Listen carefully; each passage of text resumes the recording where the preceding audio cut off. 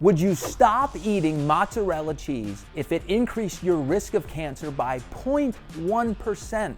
Well, see the similarity between that question and the Women's Health Initiative study related to hormone replacement therapy. In 2002, the Women's Health Initiative study sent shockwaves that have had a massive impact on women's health even to today. Let's dig into that Women's Health Initiative study and critique the findings, the results, and most importantly, how it's impacted women's health.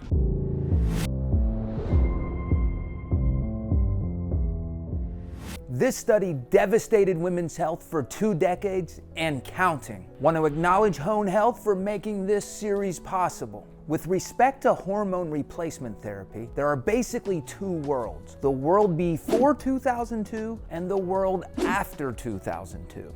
And you're probably wondering, what happened in 2002? That was the year that the Women's Health Study on the risks and benefits of hormone replacement therapy was published. The Women's Health Initiative study was launched to investigate some of the more common health problems that midlife women experience, and they were looking at what happens with hormone replacement therapy. The health conditions that they were particularly interested in studying were heart disease, cancer, and osteoporotic bone fractures. Now let's look at the world before this study was published in 2002.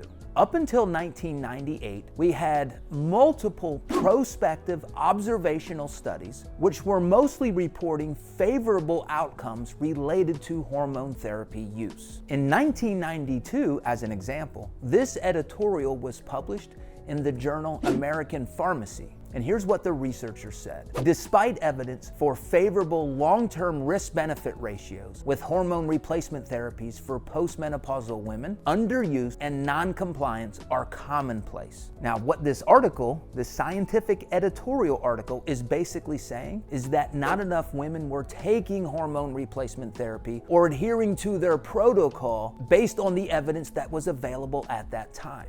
Dr. Bernadine Haley, who was the first female director of the National Institutes of Health and one of the scientists that started the Women's Health Initiative study, she said this: "The benefits of hormone replacement therapy on individual diseases or specific organs are impressive, but when the benefits are looked at in aggregate, they are compelling."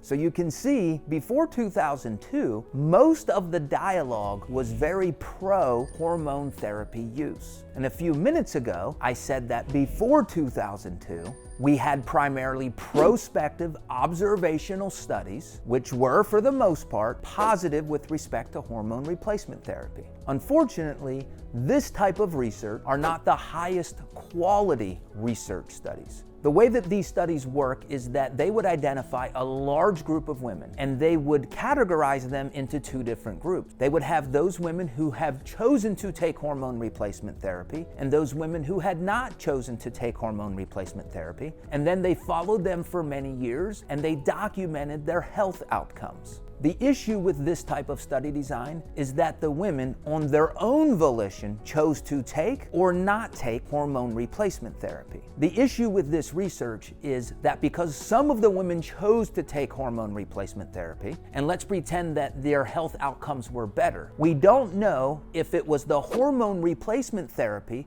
that made them have better health outcomes, or was it because that healthier women more likely choose to take hormone replacement therapy. Likewise, the women who chose not to take hormone replacement therapy, if they had health outcomes that were not as good, was that because they weren't taking hormone replacement therapy? Or was it because that women who are generally not as healthy choose not to take hormone replacement therapy? So with prospective observational studies, we can't infer causation on the outcomes. The only way to know if hormone replacement therapy is truly effective for improving health outcomes is to create a randomized controlled study where the women are randomized to take hormone replacement therapy or a placebo. And this is exactly what the Women's Health Initiative study did.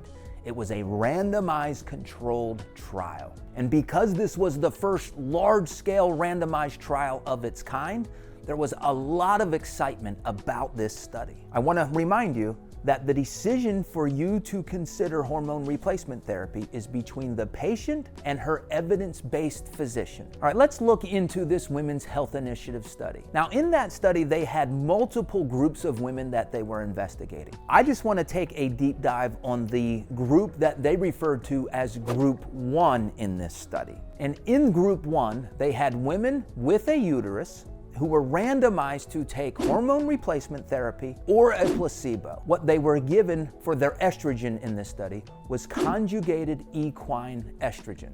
And in addition to that, they were also given a progestin, which is a synthetic form of progesterone. The other group, women not taking hormone replacement therapy, were given a placebo. So this Women's Health Initiative study, it was launched in 1998. It was intended to last for 8.5 years, but it was actually halted after only 5 years. After the study was halted, 80% of hormone replacement therapy prescriptions were stopped in this country. According to a recent study, when we look at the prevalence of hormone therapy use prior to the publication of this study, nearly 30% of women were taking hormone replacement therapy. Recent data suggests that only 5% of women are currently taking hormone replacement therapy. Could be a little bit higher than that, maybe 7%, maybe 8%.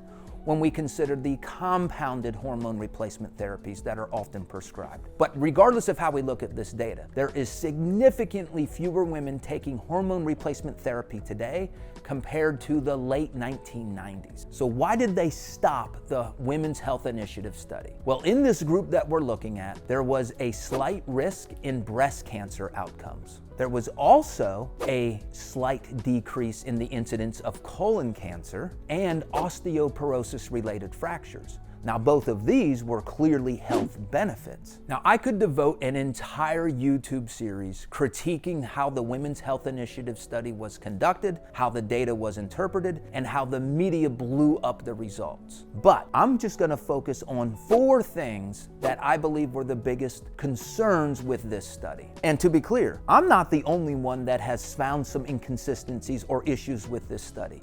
There have been more scientific editorials published by other scientists critiquing this study, more than I've ever seen related to any other study in my 20-year scientific career. The first issue with the Women's Health Initiative study is that the increase in breast cancer risk was not statistically significant. Now, while the authors of this study admitted to this, it was not how they interpreted their data. They admitted that the data was not statistically significant for an increase in breast cancer risk, but yet their interpretation and analysis of that data acted as though it were statistically significant. Now, in nearly every other study, when you report data that is not statistically significant, it's often treated as if that outcome was due to chance. But that is not how this study was analyzed. It's not how the authors treated that data, and it is not how the media looked at this study. The second major problem with this study was an emphasis on relative risk and not any acknowledgement of an absolute risk. The authors of this study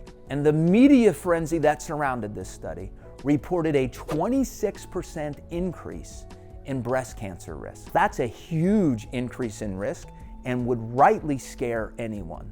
However, this 26% increase in risk is known as a relative risk. There's another way to report breast cancer risk data, and that's referred to as absolute risk. Now, the researchers also did report absolute risk. They also reported the breast cancer data as occurring in 38 women across 10,000 person years for the women taking hormone replacement therapy, compared to 30 women getting breast cancer across 10,000 person years in women given the placebo. Now, that can be a little confusing when I use words like person years, so I'm gonna give a more practical example. So let's say we have 2 groups of women, and they love eating mozzarella cheese. They get up in the morning and all they can think about is eating mozzarella cheese, morning, noon, night. And they have 1,000 women who eat mozzarella cheese for, let's say, a year. And then they have another 1,000 women that don't eat any mozzarella cheese for the next year. At the end of the year, they looked at how many women now have cancer after eating mozzarella cheese every day versus women who are not eating any mozzarella cheese. The group eating mozzarella cheese,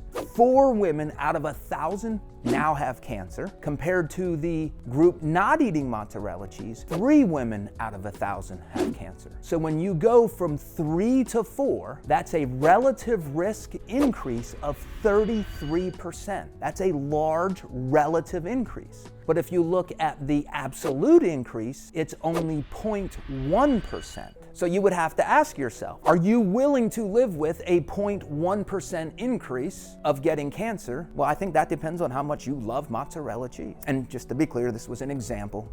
How you choose to relay the message will have a huge impact on people's perception of that same data. What sounds scarier to you?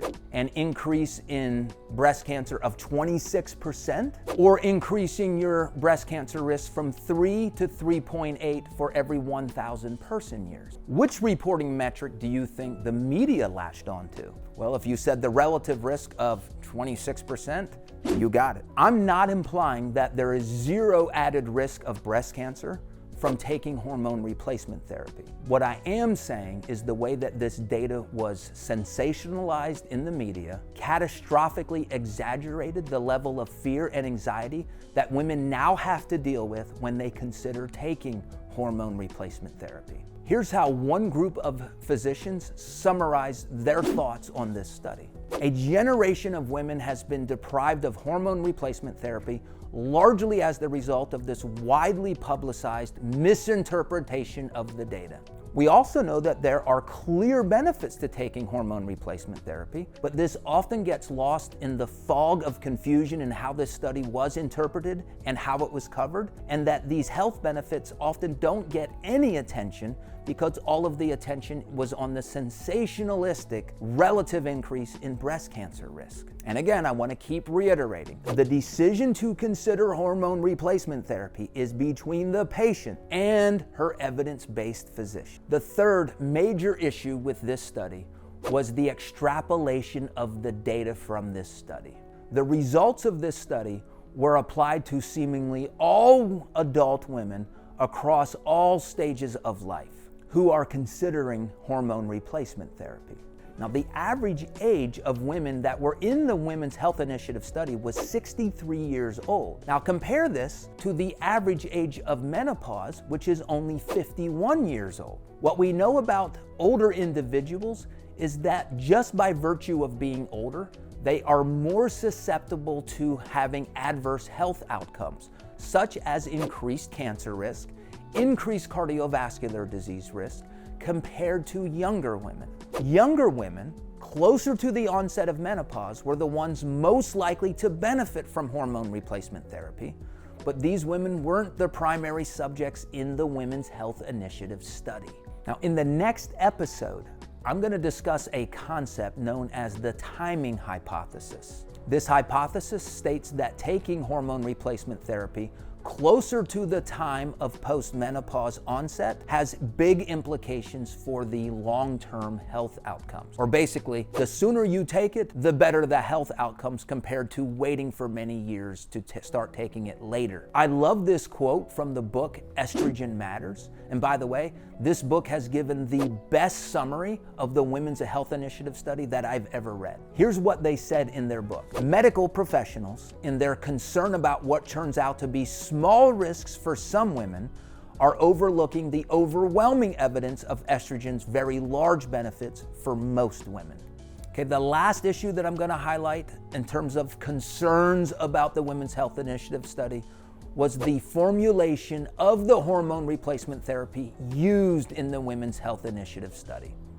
I'm going to talk about the forms used for both estrogen and progesterone. The formulation of hormone therapy for the estrogen was something referred to as conjugated equine estrogen, and the form of progesterone used in this study was a synthetic form of progesterone referred to as medroxyprogesterone acetate. What is conjugated equine estrogen? Well, these are estrogen compounds that have been isolated from the urine of pregnant horses. That's right, the estrogen used in the Women's Health Initiative study were isolated from horse urine. While that may sound strange, what really matters is the estrogen that we're introducing in the body. Is it able to bind to the estrogen receptor? If it does, then it's able to exert biological activity in the body. This horse urine estrogen metabolites were able to do that. What about the progestin used in the Women's Health Initiative study? The progesterone used in this study was not a bioidentical form of progesterone. That would be the type that our bodies naturally produce. Instead, they used a synthetic form of progesterone, which is known as a progestin. So one of the concerns that I often read as other people critique this study, yes, there were slight risks in breast cancer, but why does everyone assume that it was the estrogen or the conjugated equine estrogens in this study that may have been responsible for the elevated risk in breast cancer? And why does nobody consider that the synthetic form of progesterone, why was that not considered as a causative factor? Is it possible that the synthetic form of progesterone used in this study, is it possible that that was the reason for the slight increase in breast cancer risk? So I make these points because I want to be clear that the hormone replacement therapy used in the Women's Health Initiative study, there have been large changes in the types of hormone replacement therapies used today. For example, estradiol is commonly used today, and that is bioidentical, meaning that if women that are given estradiol, that is the same type of estrogen that their bodies naturally produce. Similarly, women are prescribed progesterone today, which is bioidentical. It's the same form that their bodies naturally produce. So in summary, the hormone replacement therapies used today are vastly different than what was used in this landmark Women's Health Initiative study. I want to thank Hone Health for sponsoring this entire series. If you are considering hormone replacement therapy, check out Hone Health. Have a conversation with their medical team to see if hormone replacement therapy is a good choice for you. So tell me about your hormone replacement therapy decision process. Are you currently taking hormone replacement therapy? Tell me what you're taking. How has it worked for you? Have you started hormone replacement therapy lately? Are you getting good results from it? Let me know. Continue the conversation in the comments below. In the next episode, we're gonna follow my wife's journey from her not taking hormone replacement therapy to now taking hormone replacement therapy. Make sure you subscribe and keep watching these episodes. I'll see you in the next episode.